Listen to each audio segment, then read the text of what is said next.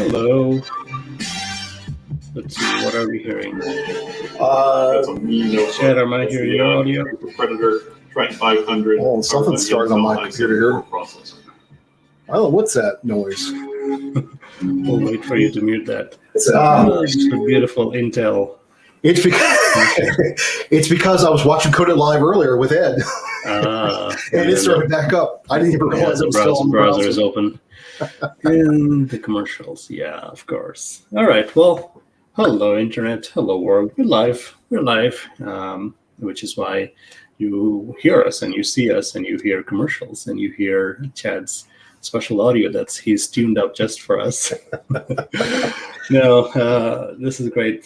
Thanks for joining us, folks. This is we are live on Code It Live, but this is a different type of stream because we run a user group and we have not been able to meet in person. At least we get to hang out. This is the time where we socialize at the start. We have pizza, so I hope wherever you are, you have something to eat, something to drink, maybe. And then we kind of hang out and we have speaker and we go through our tech stuff. And then we hang out some more, which none of it we can do, but at least we get to learn from each other. So I'm Sam Basu. I'm your host today. And with me, I have my very good friend, Mr. Chad Green. How are you, sir? Good. Thank you. Yeah, thanks for doing this for us. Before I hand it over to Chad, though, let me cover a couple of housekeeping things that we normally go over. So welcome to the user group. Let me see if I can find my mouse. Okay, so if you're new to what we're doing, this is the Columbus App Dev user group. We started way back in the days in Columbus, Ohio, actually. We have transformed the user group a couple of times with the changing platform and app landscapes. And app dev is pretty much as generic as it can get. So you can find us online, website, Meetup, Twitter. We meet third Monday evenings each month, and we meet right here online. When things get back to some form of normalcy, we do like meeting at Improving Ohio offices in Easton, in Columbus. So sometime soon, hopefully. But until then, at least we get to hang out. These are some wonderful folks who have always supported our user group, and they still continue to do so. I'm sorry we can't get you pizza, but hopefully you have something nice to spend your evening with. And we get a lot of swag to give away as well, which again, we can't give out physical things, but we're looking into some of the licenses and software, like software type things that we can give out.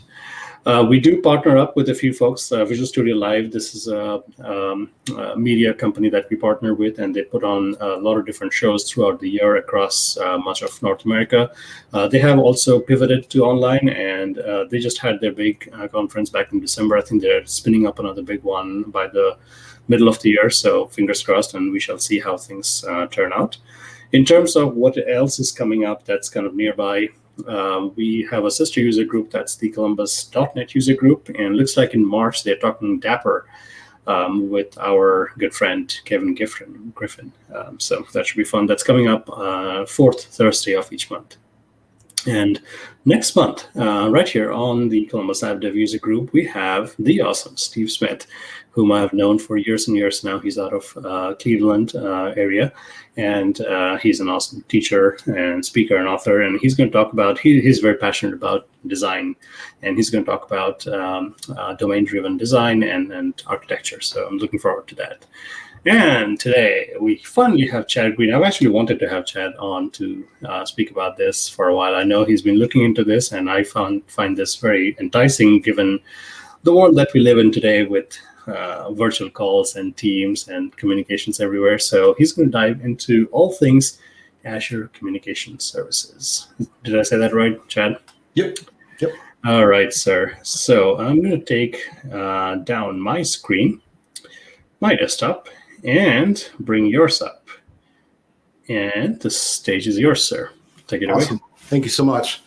So yeah, thank you for having me. And sure enough, it was funny because Sam reached out a couple weeks ago and it's like, hey, real love to have you. Whatever you want to talk about. And this is actually what one of the things I've been working on for my day job is this communication services, because we're we manage senior living facilities, and CRM and all this type of stuff. And we need something to be able to do the communication type stuff, right? Sending text messages, doing voice calls, and that type of stuff. And Azure's been working on this. It's a new service. It's still in preview. It's supposedly going to GA this quarter, which means they have 14 days, 15 days to get it out. Of course, if you know Microsoft, if they say they're going to get it out by a certain period of time, they give themselves to the very last day. So it could very well be March 31st when it finally goes GA. But it's actually a really interesting service, that's coming out. Now, I will say this. It is very similar to the offerings that Twilio has. And I've been doing that. I've been doing a little bit of comparisons. I won't talk so much about those comparisons here because most of my comparison work is proprietary. But there are some things very similar. I will talk about a couple things as I get to them. All right. So what is this Azure Communication Service I speak about? All right. Well, number one, easily it's allows you to easily add real-time multimedia voice, video, telephony over IP communications features to your applications. And that's the big deal, right? Providing these so you can actually have easy SDKs to just tie it into your application.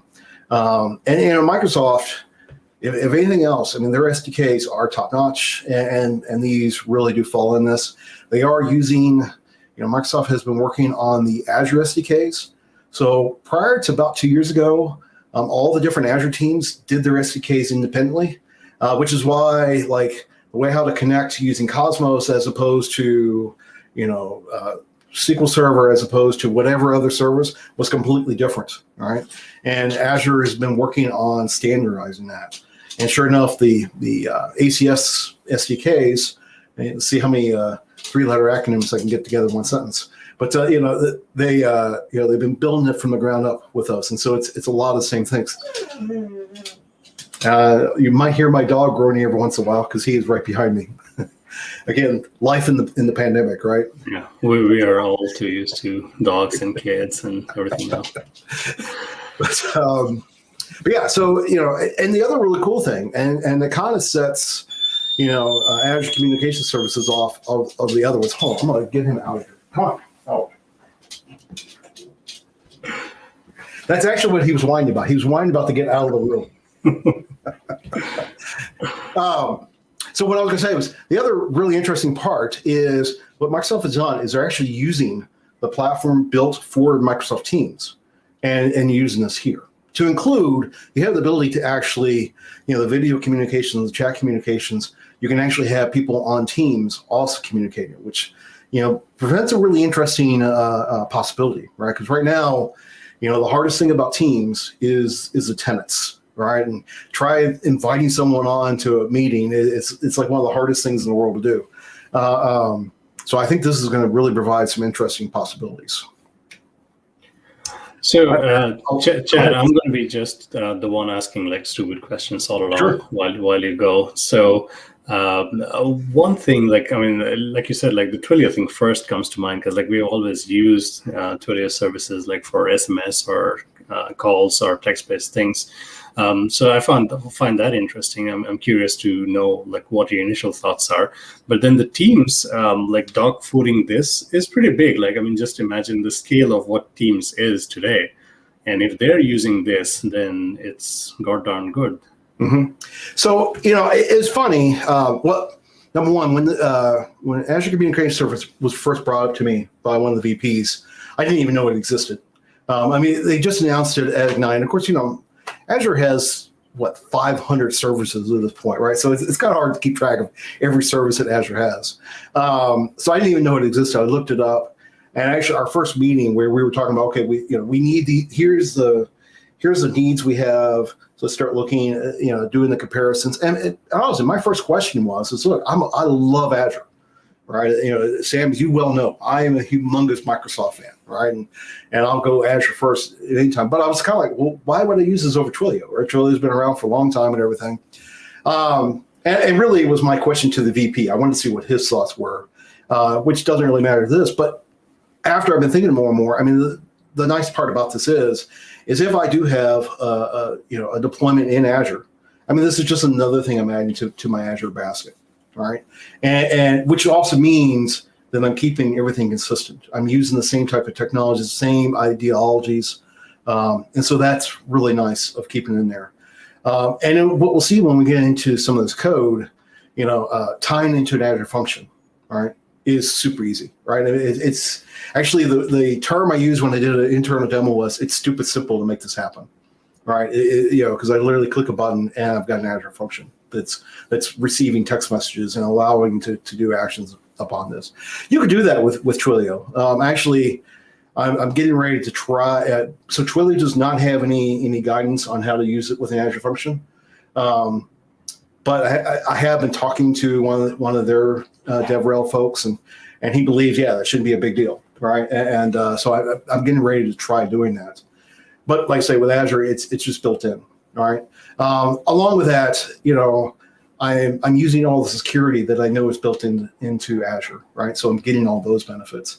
And on top of it, and sometimes when I say this, right, everyone's like, well, I don't know about Teams, but it's on Teams, right? And I always use the example when people talk about Teams. I'm like, well, I'll tell you what, I saw what Microsoft did last year in order to accommodate the pandemic, right? And how quickly they were able to spin up all those extra servers and everything. I mean, as an MVP, we were privy to some of the numbers, and it was like, unbelievable number of servers they stood up for that, which also proves that they're able to handle additional load very, very quickly, right? It's not a big deal for Microsoft to add that load. And, you really can't say that of a third-party company, right? Because obviously any third party, they're having to deal with someone else's data center. So that is one of the neat features about this. So, all right. So apparently I lost focus here. Apparently I misshorted my slides. I forgot to do my who is Chad Green slide here. So sure enough, I am Chad Green. I've already been talking for a couple minutes, but there's all my contact information. I will have it at the end of the slide deck. Like I always tell everyone, definitely feel free to reach out to me at any point. That's why I give all the information. All right, so let's talk about the different main features when we talk about Azure Communication Services. And at first, I'm just going to go through. I'm going to talk about them all. And then I will show some example applications. And then I'll show actual code. But the first one I want to talk about is chat. All right. And this is the most obvious one, the ability to have that real-time chat with applications. All right. And basically these are threaded chats, and thread can contain many messages and many users. Basically at the moment, it is, you can have up to 250 members to a chat thread. I don't know what happens if you hit 250, if it just doesn't allow another one. I haven't tried that out.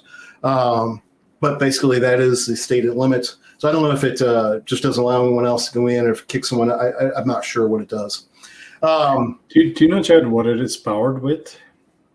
Like the real-time technology? No, I do not know off the top of my head. I was trying to think if I had read that. I mean, like on SignalR would be a great fit, but I don't know if they're using it internally.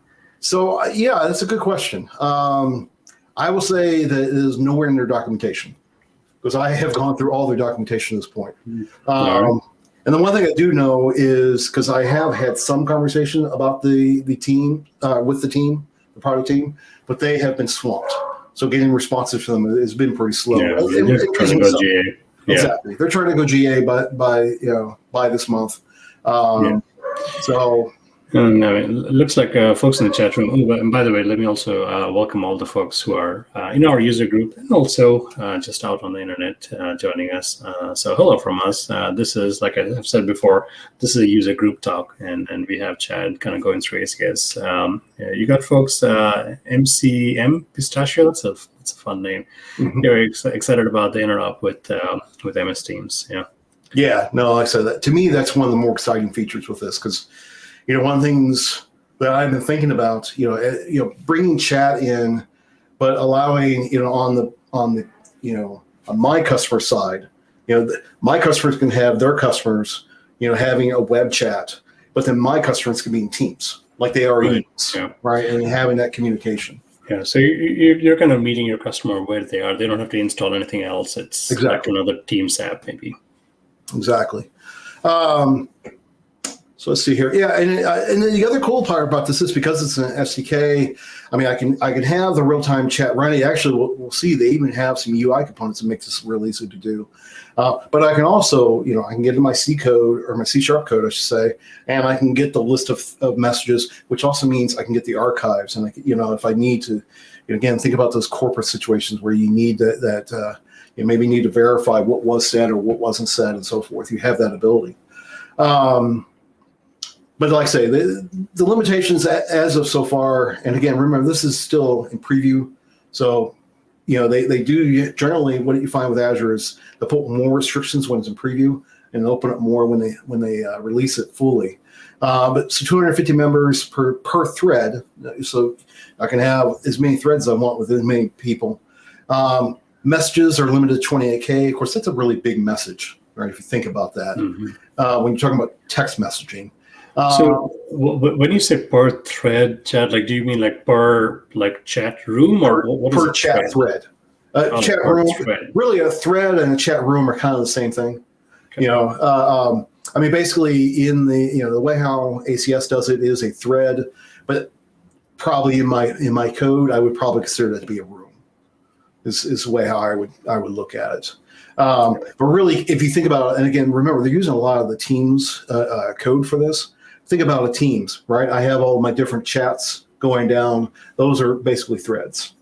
So, and then the only other limitation at this point is if you have more than 20 members, read receipts and typing indicators are disabled. And I'd be willing to bet they were finding performance issues at that point. And that's why they did that. So I forgot to click on these. So yeah, so we have the chat thread and then we have the members.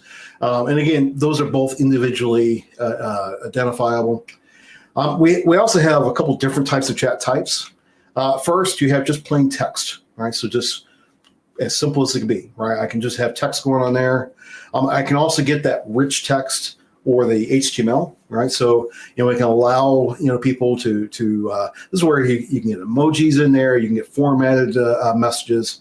Admittedly, I probably wouldn't do this in a customer-facing app because I'd be a little scared about what would come in because people get creative. But, you have that ability. And then the other third type is really an internal type message, and you get these thread activities. And this is important to know when you're talking about, writing your code. So you get things like participant added or participant removed. So again, I can do triggers off of that, and that's really the important part there. I also get the system message if the thread topic has changed. So if the name of the thread has been updated or what have you, I get that. So again, I can do these triggers off of this. So really making that nice. Next, big feature to look at is the telephone and SMS. And I'll admit this is where I've been focusing more of my time on this, especially the SMS portion of this. And I can now add telephony and PSTN or that public switch telephone network. So the idea of I can have a web app talking to someone on a landline or a mobile phone, if there's any landlines left. True landlines, right? I mean, even most office phones are now IP-based phones. But, and this is provided a couple different ways. Number one, you have the Azure Cloud Calling, and this is the complete cloud offering. So basically, this is where, Azure is your telephone provider. All right, so you go to them, they provide you the phone numbers, they provide all that interconnectivity behind there. Or they also have a SIP interface, and I've forgotten what SIP stands for, but basically that is when you have your corporate PBXs, your phone systems, those are using the SIP interfaces. So again, the nice part again, if I have a customer who has a corporate phone system, I can tie into that, right? Or if they don't have their corporate phone system, like more and more companies are in the case, I can use that Azure Cloud Calling. And it's meeting me on both sides here. And again, if we look at this, I mean, this is the way how this all looks. right? Here is, this is the Azure cloud calling. Basically, you have your cloud call coming in through HTTPS, so it's encrypted, coming into communication services, and essentially it's actually using the SIP interface. So no matter what, you're still going to use that SIP interface, and then going to a PSTN. But the important part is Azure is handling everything from the communication services back, right? So Chad, sounds like it's session initiation protocol. Yeah, I bet you that was in my. No, I never did write down that. SIP. Okay, no worries.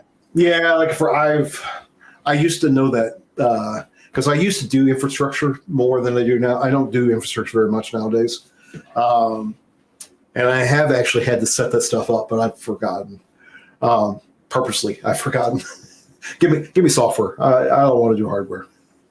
But yeah, so here's a cloud calling, and if we look at the way how the SIP interface, and I was looking, I apparently didn't write down in my notes. I normally write in my notes what these acronyms mean, but in here you can see here is coming. Azure Communication Services is going to come back to you via SIP, and then I have my my box that's going to do that kind of stuff, that controller out there.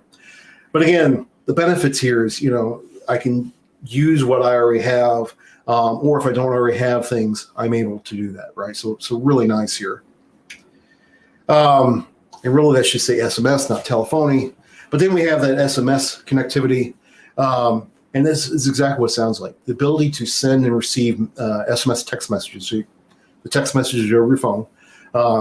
Which is basically, that's the international standard. Now, grant you, Apple uses MMS, and I've forgotten what MMS stands for, but Apple's still able to use SMS. It's just, what is it? You get the green bubbles instead of blue bubbles, or I always forget which color is which.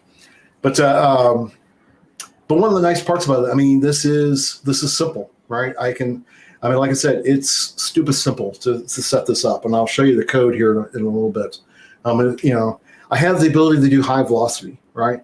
I can support over toll-free numbers, or I can have local numbers, and I'm getting that what they're calling A2P, right? Application to person capability. Now, I will say at the moment this is limited to the United States, but they do say that's while it's in preview, and then they will be opening up to other outside locations, and that makes sense. They're trying to finish it up. Get in, working in the United States. And I will say the other thing was some of the functionalities only works with the 800 numbers, and not the local numbers. I can have these two-way conversations, right? I'll show some code where I'm actually doing that, where I'm actually receiving a message. I'm actually reading what was the intent of that message, and then I'm sending the appropriate response back. You ask a question? Yeah, no, Chad, I was just going to mention a couple of things because Chatroom is pointing out MCM Pistachio is saying that's media messaging service, but Apple uses RCA's Rich for iMessage. And so thanks for letting us know. And then M. Doug M said you can never really get away from hardware. Well, in a way, like you did the harder thing first, and now you're trying to step away. But it helps to know hardware, yeah. And I got to tell you this funny thing. Since so much of this is automated, like I live in a fairly rural area, and as I get onto the highway, there's a huge billboard we have. It's pretty much all white with just like a black text, and it says text God to like this number, right? And that SMS is not going to God, it's going to Twilio or Azure message card, something. So the scale of this can be like you said, application to person type thing. The scenarios are endless. So cool. So the next thing we get reliable delivery, and the fact that I actually get delivery reports. That are detailed, tells me that the message was received or wasn't received, if there was some type of error in the way. And again, think about this. If I'm writing an application for an enterprise, they want to know that message was received, and I have that ability, right? For both ways, because if someone says, "Well, I never got the message," now grant you, all that means is that as far as your carrier was concerned, right? So AT&T, Verizon, whatever company the customer is using says that that person received it. So it doesn't mean that the phone didn't screw up afterwards, but you at least get that type of reliability. I can do analytics, right? I can actually track patterns and everything. There's tools built in for this. And one of the things I thought that was interesting, I actually just noticed this the other day. There's automatic opt-out. So I actually don't have to. Now, you should write some code to handle this, but I actually do not have to write any code to have opt-out. So the way how this works, and apparently this is mandated by the U.S. carriers. So apparently, if I send a message, as an app sends a message to a person, and they respond back with stop, all right, they'll actually get a message. It'll say you reply with the word stop, which blocks all text sent from this number. Text back unstop to receive message again. And at that point, me as my application, it can keep on sending messages at that phone. That phone will not get those messages because it will stop right there. But and what's interesting is there's not actually a trigger on that, right? So I don't get a trigger back that tells me that person said stop. But what does happen is next time I send them a message, again, I check my message receipts, my delivery reports, and in the delivery report, there's actually an error message that states that it was failed delivery with the status of sender block for given receipt. So then I could do the logic of taking them out, so I'm not keep on sending them messages because I am paying for every message that's sent out, right? So obviously, you don't want to be paying for messages that are being blocked. That doesn't help you. And again, depending on what the purpose of the yes, you have to. Well, and the cool part is Microsoft, they abide by the spam rules. Microsoft is taking it for you, right? Which, what I see is Microsoft is saying, okay, we don't want to have to deal with this trouble. We're just going to do it, right? That's when I saw that in the documentation. That's how I read it, and like I said, I just thought that was so neat that they're doing that for you automatically. All right, and then the next big feature we have here is the voice and video calling. All right, and again, think about Teams, right? That's what Teams is all about, right? Is providing that's what Teams was originally built for. Was providing the video conversations, and despite most people don't even realize also video, right? Or I'm sorry, also voice is coming over there. So obviously here we're to make and receive one or a group voice or video calls in your applications. Your calls can be made over to other internet-connected devices or plain telephones. All right, and again, your user doesn't have to know the difference, right? As far as this. Now, it is interesting. This I have not gotten as deep into this set of features because here you have to go to JavaScript, and I definitely have this belief that any day I don't write JavaScript is a good day. So. I haven't gotten too much into this. I will be showing some JavaScript apps, but I'm still actually trying to figure out exactly the way how they're working. But they actually provide SDKs with JavaScript, but also Android and iOS clients. So you have those SDKs available for you. And the nice part is this also supports calls to and from a bot, right? And I'm pretty sure that I know this is public. That's the hard part. Remember what is public and non-public. I know they have to Ignite that one of the things they're doing, and it's funny because this is actually a feature of the what's all the machine learning stuff that Azure does, cognitive services. So it's actually a feature of cognitive services. But I actually saw a demo of where they're having a bot listening to a phone call and actually having pretty darn good clarity of what the intent of the message is. And the demo I saw was for like a PTO system, right? So you're going to request time off. So you call this number and say, hey, I want to take off next Friday, all right? And it repeats back. So what I heard is you want to request 1 day of PTO for Friday, March 18th or whatever it is, right? And you say yes, and it processes through the workflow. And again, it's funny in those demos they didn't talk about Azure Communication Services, but obviously that's what they're using. So pretty neat what we have coming up. There are a couple of different call types that are supported. So you have that VoIP, voice over IP. So that's exactly what it sounds like. I mean, this is what most businesses have gone to. We still have that public switch telephone network. So in other words, the landlines or the cell phones. Along with it, we can do one-to-one calls, right? So Sam and I can be talking, or I can bring in Ed and all these other progress folks, and we can all talk together, right? So really nice, these abilities that I can do this, and sure enough, like I said, I will show an example of how that works. Yes, yeah. We got to tell us one with 20 plus years of telecom experience. Hello. So no pressure, Chad. Yeah, no pressure, right? Exactly. It's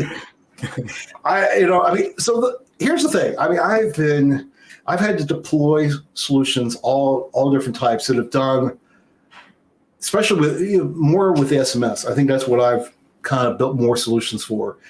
To the point of, I remember where I was, even before Twilio was around, and I was having to make these weird, you had to do like emails to the carriers, right? So you had to, actually had to know, oh, that person's on AT&T, so I'll send it to, 502-555-1212 at AT&T.com or what have you, right?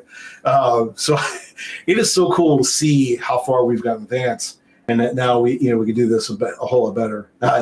Now they're a software developer.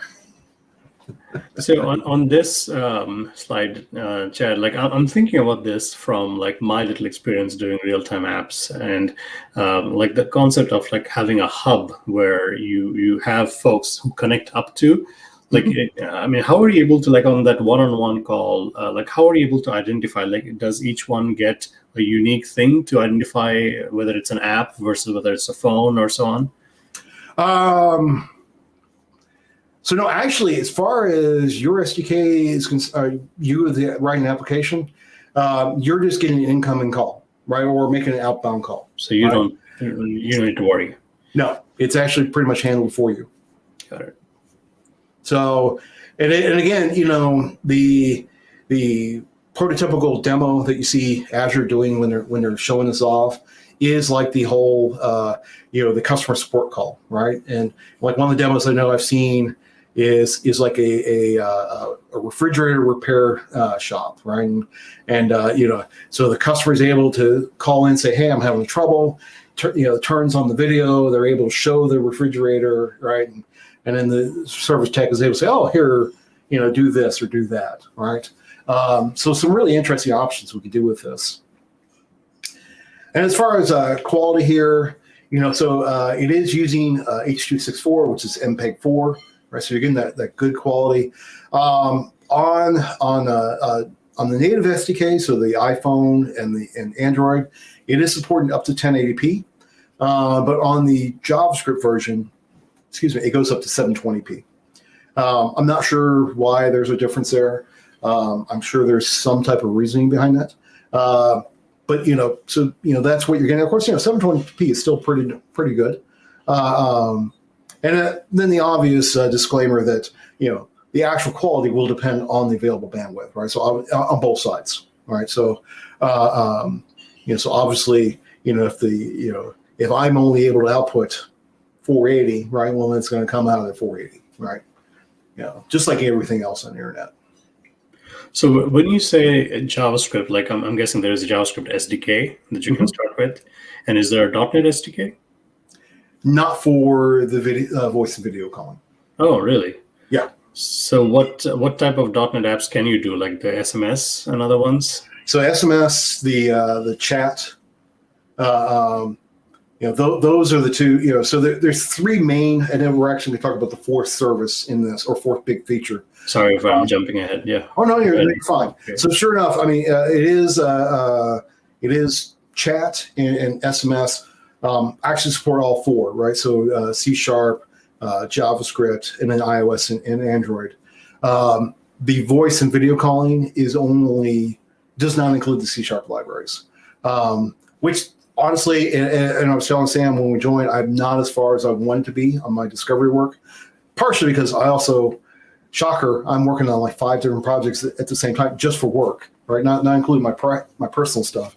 But but that was the other, that also slowed me down quite a bit because like as I mentioned, it's definitely, there are examples using a lot of Angular and stuff, and to be honest, that's my weakness. I don't really do much of that.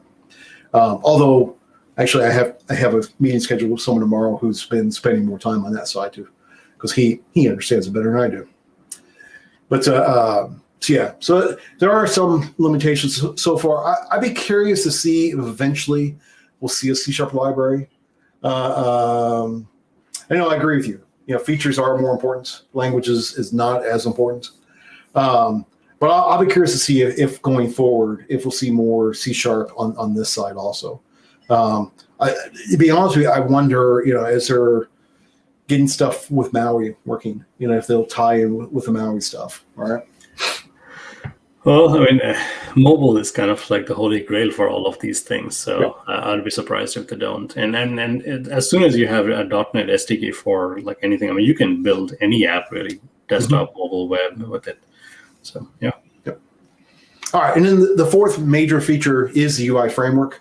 And this, they're basically providing components that's going to make it easy to build those user interfaces, right? Basically, think about it as package parts that I can then add them in here. Now, I will say the big caveat here: this at this point is still in a private preview. It's not even in the general or in the public preview.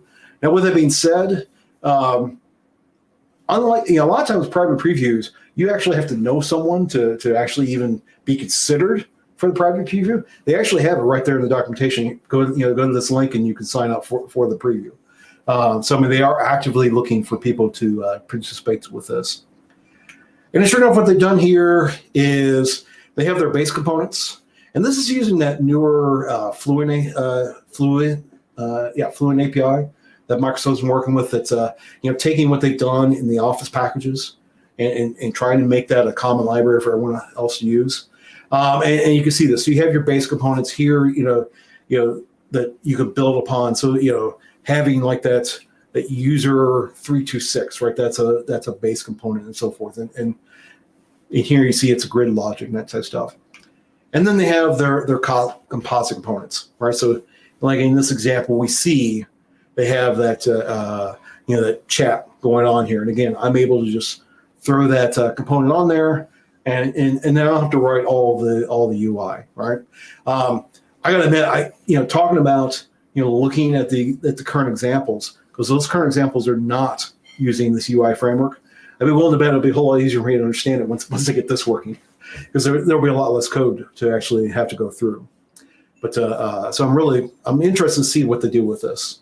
And I mean, in a way, they're setting up all the cloud services. UI part is the shiny thing on top, and this is sort of like the ecosystem, and then folks like us come in and build UI. So I think as long as the service and the cloud offerings are up and running, this can be built on top. Yep.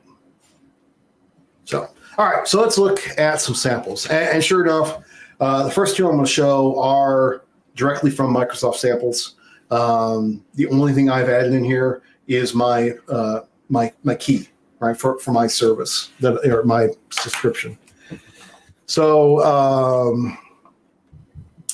and while you're doing that switch here, Chad, I did want to bring up what MC and Pistachio said, and this is key. Like, it's 2021. We are talking multiple platforms, multiple device types, and Blazor is exciting, of course. And with Blazor, actually, you're able to now support web, desktop, and mobile, and who knows what. So it's exciting because and you can do it with JavaScript within Blazor, or if you have a .NET SDK, then you'll be able to do it fairly easily.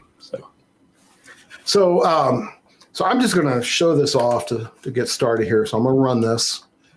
Of course, we'll see how long it takes, because it is using NPM, and I don't know. It seems like to me NPM just takes forever to get going. Well, you're not downloading half the internet, are you? I should have already downloaded half the internet. I will say the very first time I ran these things, and it took forever to run these things. All right, so here you go. So here we're seeing, the exceptionally simple chat app, right? And the cool part is I can actually deploy this to Azure today and I can have a chat app, running, just like it is, right? But here, I'll start this up. So you can see it's actually starting a new thread. All right, I need to give myself a name, so I'll say, I'll just say user 1. And I'm not a cat person, so let's at least go to the monkey. That seems about right for me. So there you go. You'll see that I'm now in there, and you can see now there's a link at the bottom here. So I'm gonna copy that. Oh boy, are you really going to open up your local host to the internet? No. Okay, Well, good. I have to. If you want it. I would have to open up pipe. No, I have not opened up localhost. There you go. There's a service, Chad, that I use. It's called ngrok, which essentially is a tunnel to your local host. And I have done this several times where I'll give out a URL and my local host just crashes and burns in 2 minutes. Yeah, no. I'm smart enough not to do that. So here, we'll use a Fox. We'll just call this Fox, right? So, and then, now we can see we have these both working, and hey, how's it going? And you can start seeing, I see Fox is typing,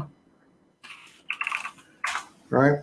And there you go. So this all works. Like I said, I would love to actually show you how this all works, but I haven't figured it out yet. Again, that's I'm not a JavaScript person, but what is nice here. This is a nice starting experience. I mean, if they have it all in a boilerplate project, nice. And what I was, so sure enough, you have it all both in here. It is ASP.NET site that is using TypeScript, and I know that because I see a bunch of TS files when I look in here. But as you can, if you look in this source directory, you can see, we've got everything in there. And like I said, if I had someone who actually, if I knew more about TypeScript, I could actually go through this and understand it more. But that's not my strength. But so again, the point is though, I just went to GitHub and downloaded it, right? So you can get your people who understand that better and do that. Along the same lines, so that was chat. So if we look at calling, and again, now we'll wait another moment for NPM to spin up. So while that's coming up, let's bring up one more question here, Chad. And this is interesting in terms of where you can find applications. So Titleist one is talking about VR and MR, which is a whole other dimension. But if it's web powered, then this stuff will work, but it's probably not going to be very optimized. And then you're looking at some of the calling services, that kind of stuff, powering stuff for augmented reality. Mm-hmm. So here again, it's very similar, right? I'm gonna start a call. Oh, this is going to get meta quickly because you're on a call with me and we are live, and now you're trying to share your camera and your microphone. I will say, I have not. Well, I'm actually going to use a different camera first. There we go. There you go. You only have six cameras around you. So actually, I only have the 2 right now. But here, I'm going to start this call. I think I did click on that. And this is cool. But your machine is taking quite a bit of a load, which I know you have a beefy machine. There you go. So there we have that started, and just like the others, somewhere in here is my link. See, you can do that. I don't wear pants, so I will not be able to do what you're doing. You don't have what? I'm sorry. What do you not have? It's only my you can see up until here. Most times I'm in PJs and shorts. I can't stand up I have the way you are doing it. Yeah. So in here now, this time I will not, because actually I'm using the same camera. Yeah. You get the idea. So, but again, and if you click on the chat, we have. we have all the source code to do this. It has the ability, here you can see it's sharing the camera both, both sides. It is interesting. I did notice, you notice the camera quality goes down a little bit. I don't know if that's because I'm on the same machine. It's maybe taking up more of the GPU. Yeah, you got a lot going on right on that machine. But this is pretty sweet. I can also share screens. It's all built in here, right? Yeah, this is nice. And this is where implementing this by hand is a lot of work. Like the chat part, we have had gRPC, we have sockets and SignalR. That stuff we have figured out, but doing video calls is hard. Yes. No, agreed. Even when you're using services that built it for you, it can be hard. All right. Yeah. So I love the fact that I have all the source code. I can just start looking at it. So now let's talk about SMS. Again, this is where I've spent more of my time working in this, and here's where I have actual working code. So first off, this is what it looks like in the portal. I won't go to the keys for obvious reasons because I'm not going to give out my key. I do that enough on Twitch. I don't need to do that tonight. It is difficult to work with cloud services and not expose your key. Well, and I have had conversations with Microsoft about that. I've actually talked to the portal team about the fact that can you not show the key everywhere? Right? Be very nice. And there's a lot into that. They are working on it though. Yeah. But some things I wanted to show, right? Within the portal specifically before I even go show code. So I talked about how easy it is to add, to do triggers off of messages coming in. So one of the things in here, I have events. Right, so I can click on events, and you can see this is basically event subscriptions, and you can see I have a couple in here right now because this is what I've been using to to test my work with. Right, so you can see I can have a webhook, I can have an Azure function. If I go in here and just create another event subscription, I have to call it whatever I want to call it. It only has to be unique in my account, right? So it's not has to be globally unique. You have a couple different event schema options. I've never used anything other than the event grid schema. But then we go in here, and I can get all kinds of different event types, right?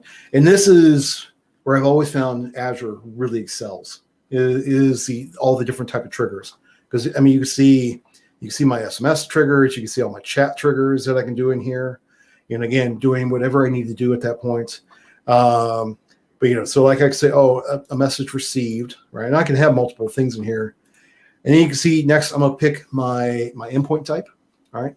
So for me, I'm gonna normally do things with Azure Functions because that's I've been a fan of Azure Functions since they first came out.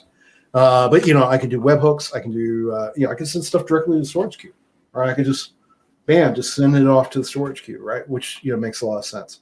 Event hubs, so if I want to do that event-driven type of architecture, I can send it out there, or I can do like a service bus type thing, right? So there's a lot of nice functionality. Yeah, this is very powerful. If you think of all the scenarios and the type of integrations you can pull off, this is very nice. Mm-hmm. You can see I picked the Azure function. I now click on select endpoint. This may or may not work because I might not have any more. I don't know if it's going to show me the one I'm already pointing to, because you can see it is loading. It is looking for, and it might be failing a little bit because I'm already using the only one using. But anyway, you get the point. You can hook it up. I will also say, I know for a fact that the portal did go down earlier today, and I think they're still recovering. I saw a lot of messages on the MVP emails about that today. It's been a busy day on Azure land. Yeah. But so point being is I set all it up, right? And then and then I just write Azure functions like I would normally do. It's basically an event hub at that point, or event grid type transaction at that point. So here I'll show some. Now this code is not just. I've actually kind of built this code out as to how we would really use it, right? So you can see, I wrote this SMS service, right? That I can inject and all this type of stuff. But talk about how easy it is to create this stuff. So in here, you can see, I've got my constructors, and so the first thing I have to do now here, I'm taking in a connection string, all right?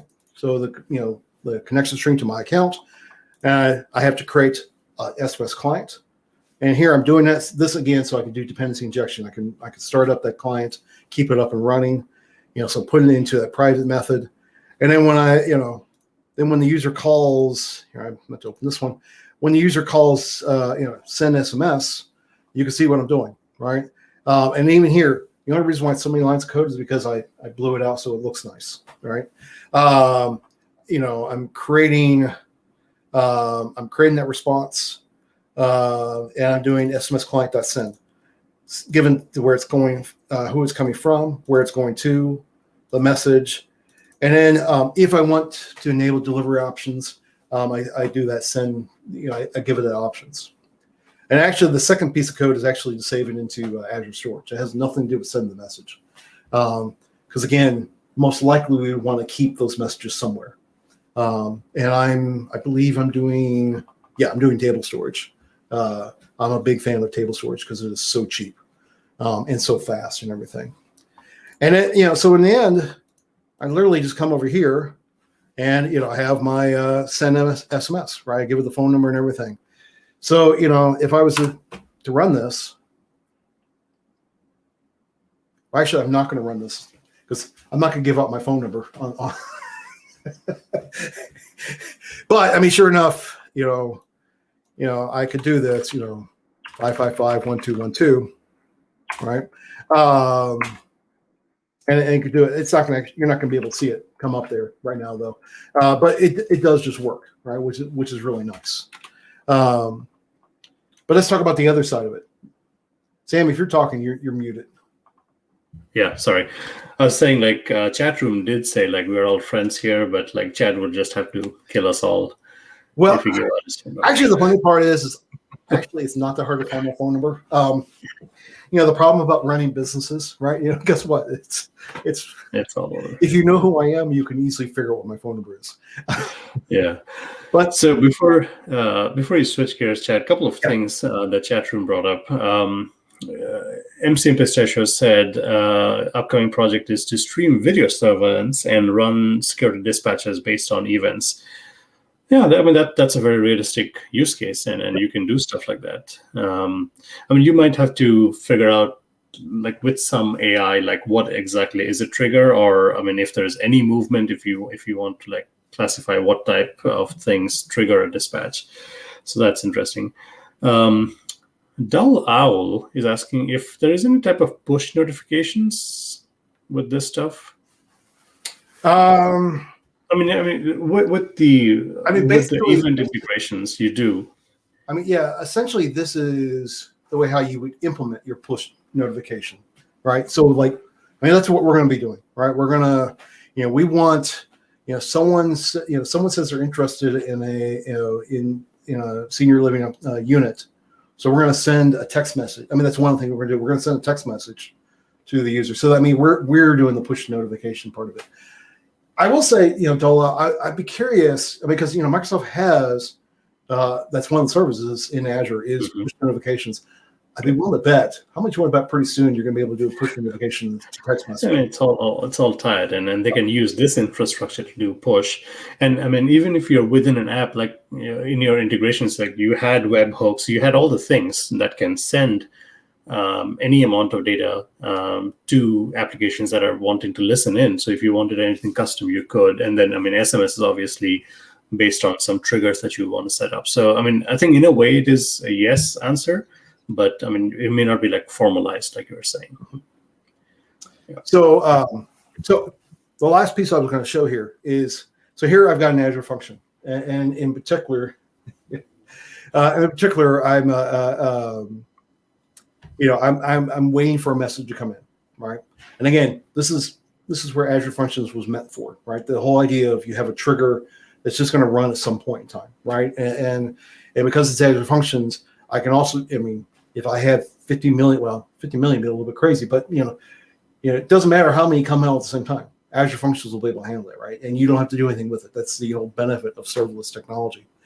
But here you can see, again, it's an event grid trigger is essentially what this comes into. And it's as simple as, I get the incoming message.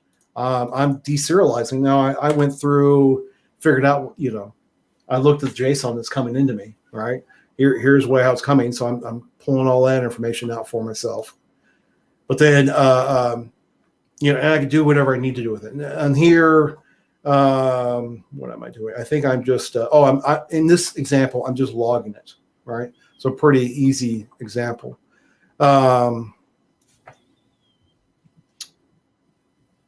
Oh, that's right. Because it's somewhere else where, the point being is, the other thing I could do, I could take that message and, like I could use like the Q&A maker within Cognitive Services and read in what the question they're asking me and say, hey, what's the price of a unit, right? So sure enough, I will show this here a little bit. So if I go in here and,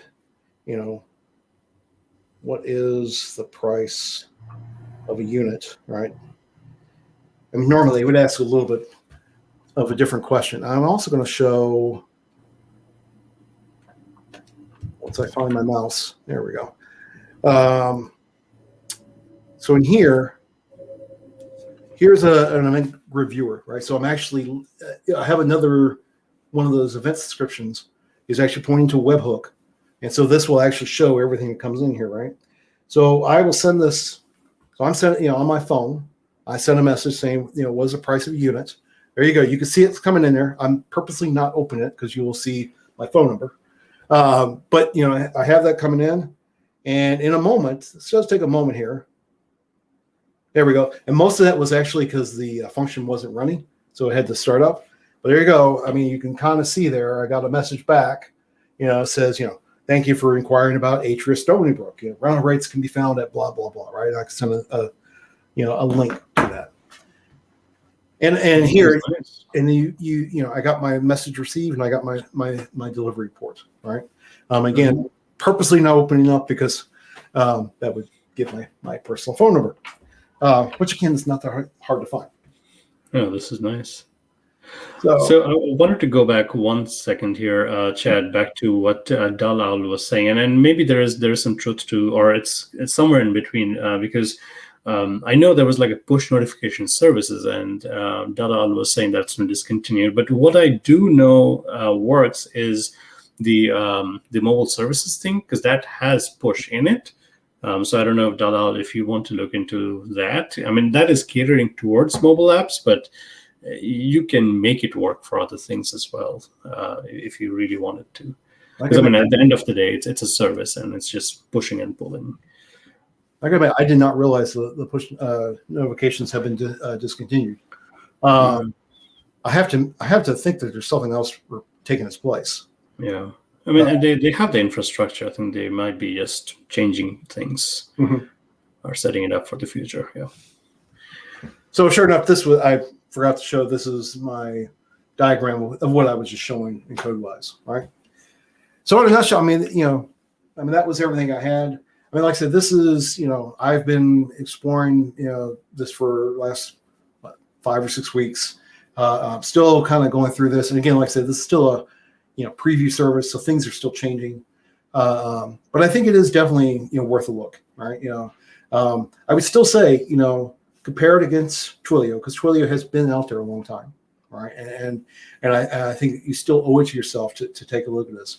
But I really do like the fact of how easy it is to put into, the event subscriptions are really, really easy. I will say, if you look at like Twilio, a lot of things where I want to be able to respond to things, I have to do webhooks, which are the hardest thing in the world to do. But boy, when I can do it to an Azure function, or I can do an event grid, they can follow those are a whole lot easier to do it that way, right?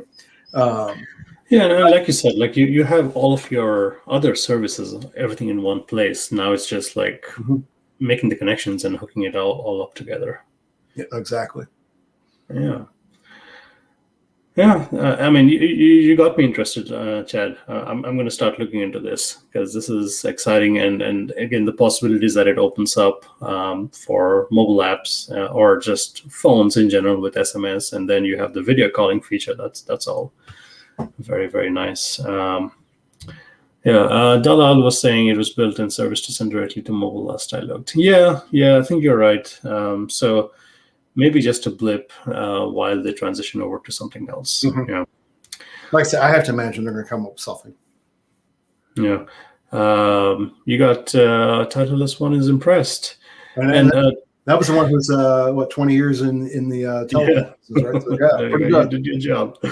And some of the aspects of I mean, UI is hard for any apps, and I think they're giving you a good starting point. And beyond that, it really is also up to the ecosystem to kind of step up. We're talking cloud services here, so as long as they got the infrastructure, they got the platform, we can build UI. Yeah, UI sometimes takes time and effort for sure. And I think it's why Microsoft is doing that whole part, the UI framework pieces, right? Because I mean, look, if we go back to what they were showing in here, if I can get focus back on my presentation. Oh, Chad, before if you look at that, I mean, to build all that would take a long time, right? Yeah. The fact that not coming, right? But you're going to have this ability to just slap that in, as a component. I'm sure it's going to. I mean, again, there's very little documentation about the UI framework because like I said, it's still a preview, private preview at this point. But it's going to work with React. It's going to work with TypeScript because those are two things that Microsoft is really big into. And along with, I mean, they already have along with the components for iOS and Android. So I think it's going to take a lot of that because sure enough, I mean, UI is hard, right? And things are going to take a lot of that complexity out for us. So, Chad, could you show us real quick before we stop here? Like, where does one get started with all of this stuff? Like, well, where is the GitHub repo? Sure. And it would have helped if I actually had those links with me. So sorry, just a second. My mouse is also giving me all kinds of problems today. I think I posted just a link to the base Azure Communication Services home, which is this. But I mean, do they have the docs listed from there? Yes. And so, I mean, just like everything else, for heaven's sakes, my mouse is giving me all kinds of issues. It's coming. It's trying to slide in. Yeah. I mean, just like everything else with Azure, right? I can go to the Azure Docs. Look up communications. Oh, there it is. And you have tons of documentation here that provides you what most of what you need. So it is right in there. I will say, all those samples I was showing, it's right here in samples, and you see group calling hero, group chat hero. There's also the web calling sample. I gotta admit, actually, that was not working on my machine, which is why I didn't show it. And something that it's a npm thing, and I could not get it to trying to work on it over the weekend. I couldn't get to work. But like I say, I am not that's not the type of development I do. So I'm sure it's just something I have misconfigured on my machine. Yeah, no, but this is exciting. I mean, you see the updates, like 3.10 is when they're doing it.